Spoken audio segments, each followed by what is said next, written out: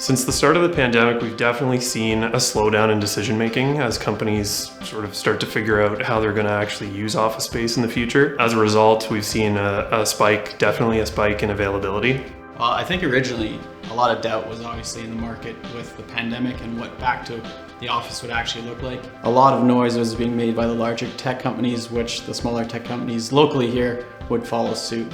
Now there's light at the end of the tunnel. There's been more discussions about back to the office and what that might look like, with a lot of reports coming out with great information. I think in the next few months we'll see what transpires and how people actually rethink and reuse the office space.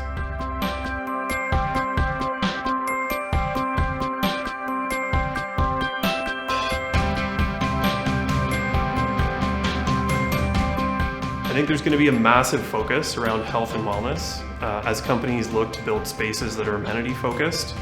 For example, there was a local company that just did an expansion a couple of months ago to take on additional space to build out a daycare center to, entice their employees to come back to work and be able to come back to work. Well, I think actually working from home has taught us that we use different spaces to help you facilitate whatever work needs to be done, whether it's quiet time to get some head down work or whether it's collaboration with the rest of your colleagues. There's going to be a larger office with many smaller different spaces in it to facilitate different needs and wants. It'll be neat to see how companies use that to their advantage to get the most out of their staff. I would consider outdoor amenity space. I think that's going to be a big push moving forward. Perhaps some fitness or yoga space within the building that's got a focus around health and wellness.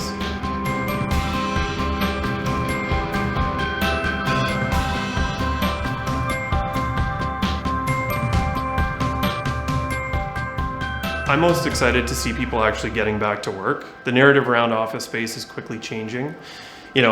What we once thought people were going to work at home forever, those were the headlines. It's really not what we're living right now. We are actually seeing a pretty big wave of activity as companies start to plan to come back. I'm also very excited to see how tech companies use their spaces moving forward and what kind of inspiration they'll have from the working from home movement or the more flexible work environment, and how they bring people back into the office and entice them to come back in the office as well.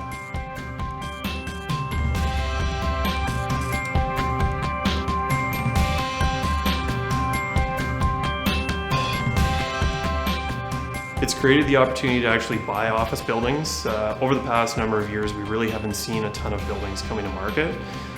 So as some of the private equity looks to exit the office market, it creates opportunities for others to come in, reposition those assets and modernize them to really to appeal to what tenants need today and going forward. So the opportunities for tenants are actually to maybe look at office space that was originally out of their price budget or out of their size range. With a lot of great sublease opportunities available in the market, they can take advantage of turnkey space. I think there's going to be a big opportunity to reposition some antiquated office buildings in really key nodes, areas that are LRT focused, transit focused, to possibly look at highest and best use and look at changing use and repositioning to, perhaps a mixed use residential or something along those lines.